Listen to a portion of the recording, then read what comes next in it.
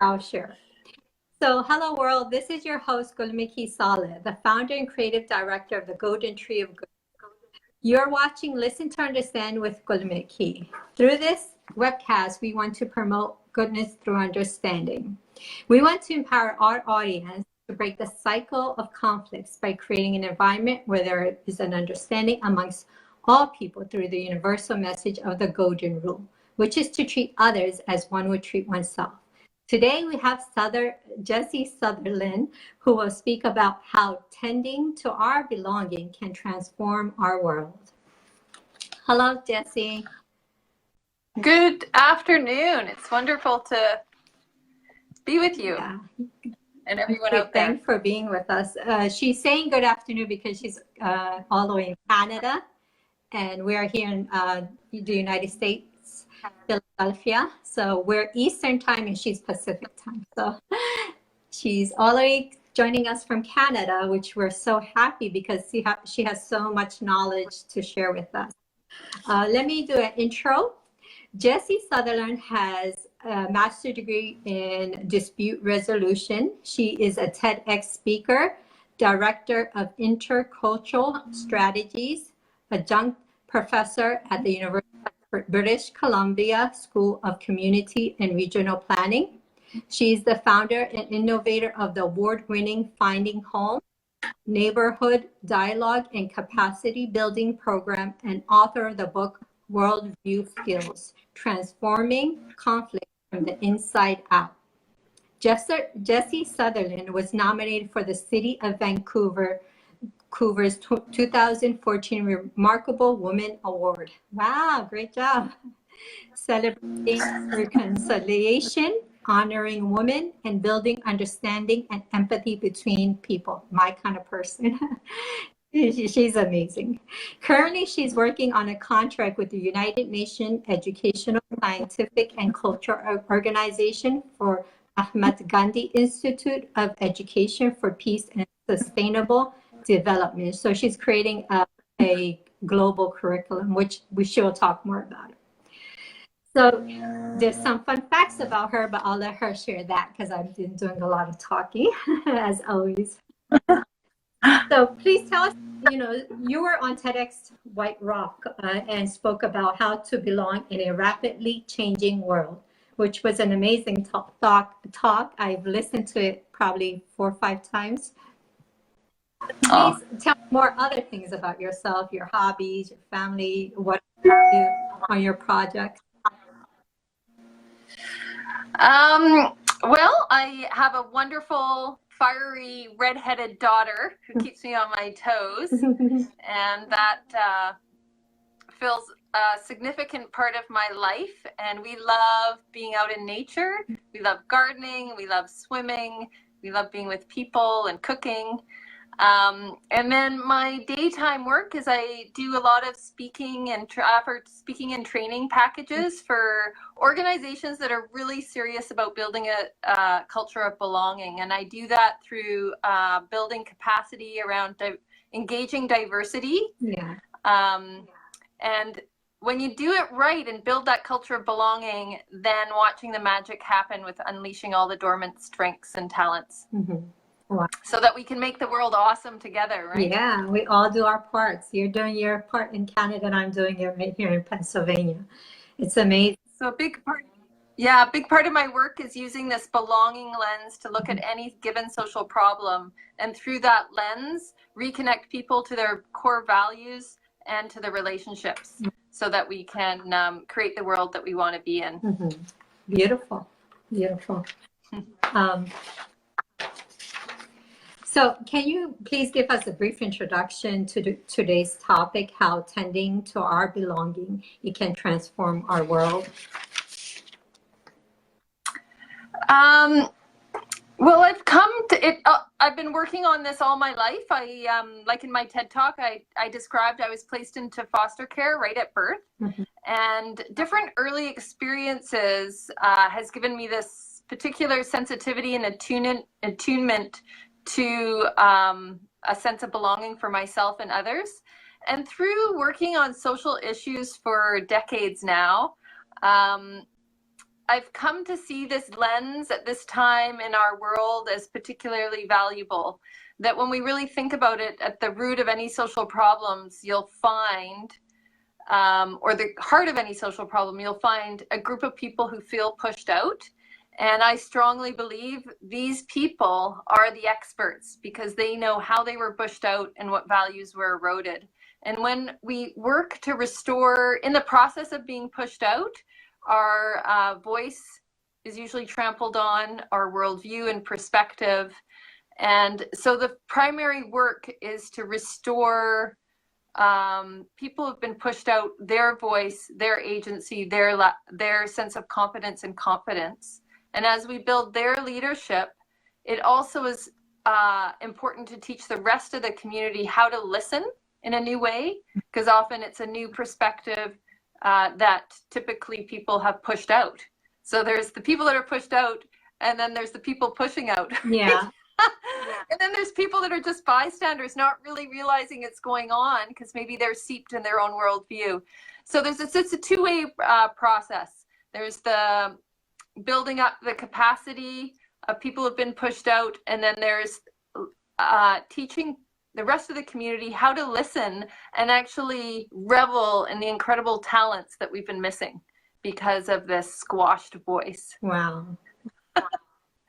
You coming from a foster home, you went through the experience first. You know how it feels not to belong somewhere in the world, in a home or anything like that. So you always, the talk you gave on TEDx, you were talking about refugees, you were talking about Native Americans, you were talking about your own personal life where you were in foster care. So, one is you learning it from books, and one is you're going through real life and experiencing that, not being involved or not having that sense of belonging. So you're trying to bring awareness and understanding and helping people in a different way because you've lived the life, you lived the experience, which is amazing. So as we continue, can you share a story with us about how you have helped yourself or others who did not have belonging? Yeah, well, I think I can start with myself because I don't want to exaggerate my story of foster care. I was adopted very early in life, but it gave me a visceral imprint that I've come to realize magnetized certain things to me in the world. And because of that, I've been able to experience being pushed out several times in my life. And I think I've nailed it. And there's a particular time that really helped me understand. I'd already been working on social issues and the belonging lens for a number of years, but I really understood how a system and the network of relationships can either create a sense of belonging or erode it, and how a system and relationships can squash talent and how it can help it flourish. It was a workplace bullying situation where I experienced gaslighting, mobbing, you name it, I got it. And the gift from that experience was the bully used HR and used a whole system of relationships, manipulated emotions and people to push people out of her department or the organization or whatever she needed to happen so that she could maintain her kind of queen bee status. And so that helped me shift my work.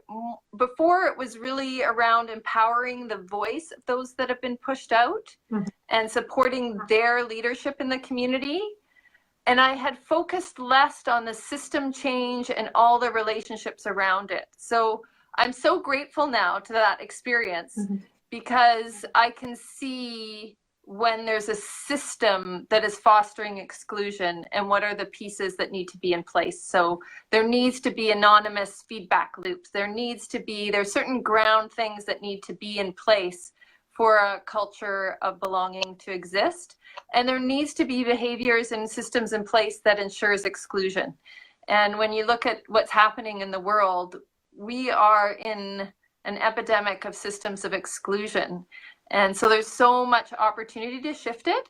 And through this process that I've figured out over decades of work is it's actually not that hard. You can turn it around quite simply. So that feels like an exciting contribution.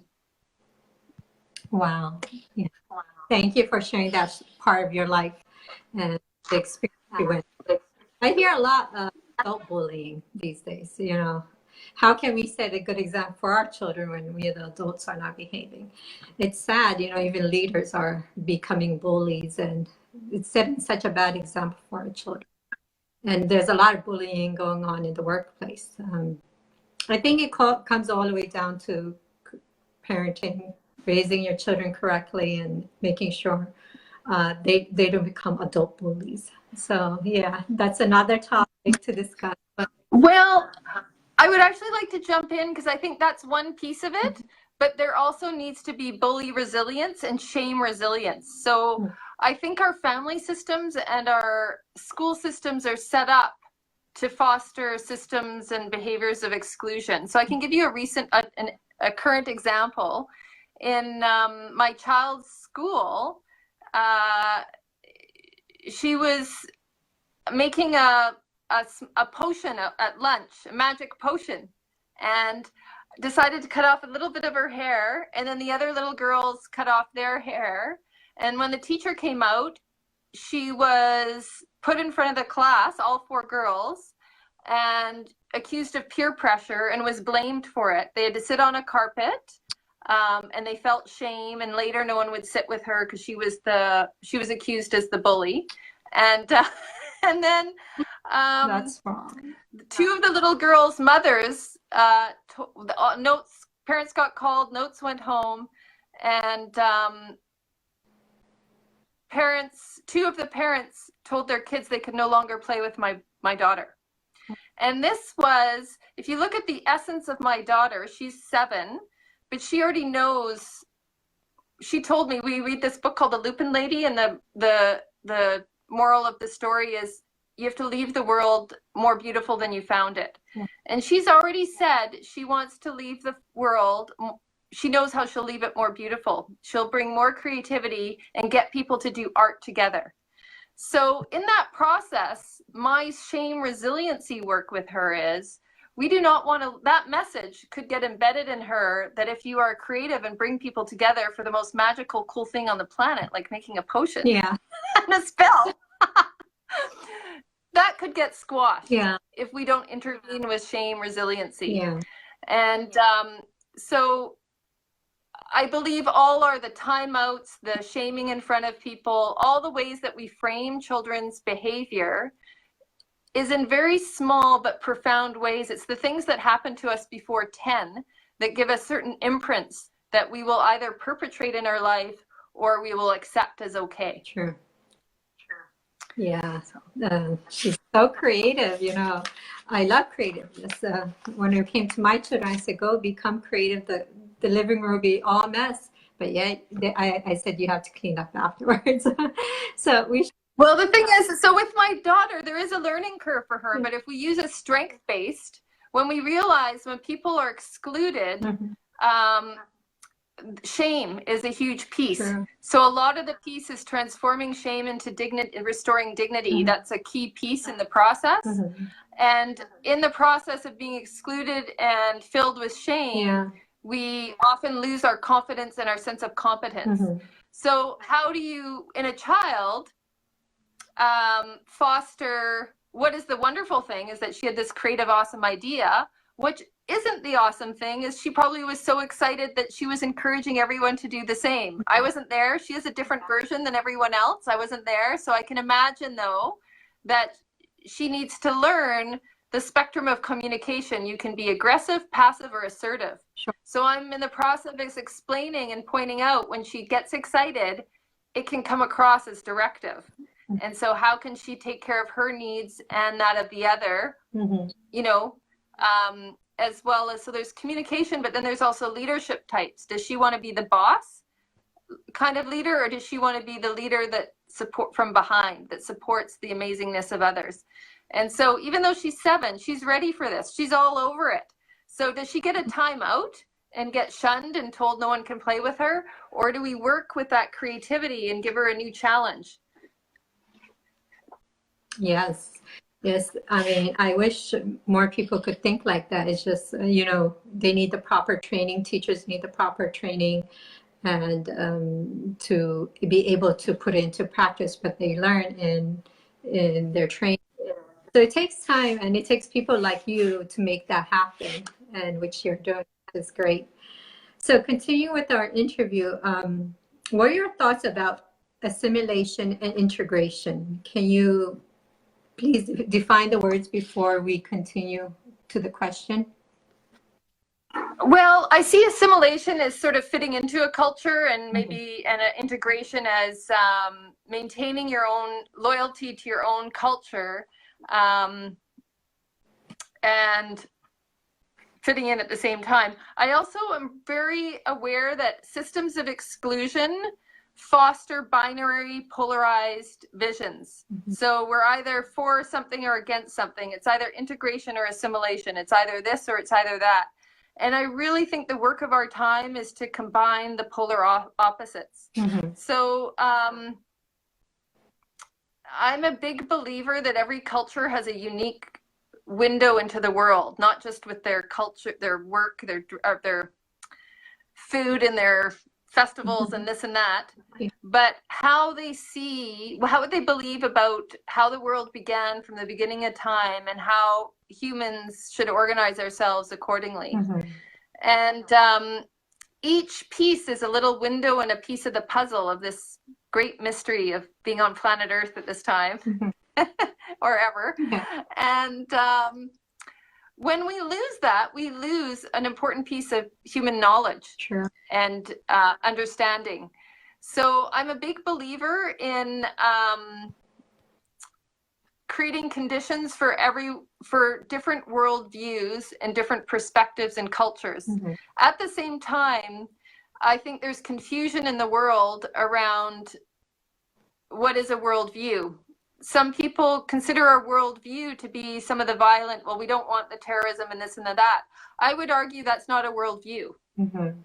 That is a behavior coming out of perhaps no worldview. And what they need to be is connected to a worldview. So I sort of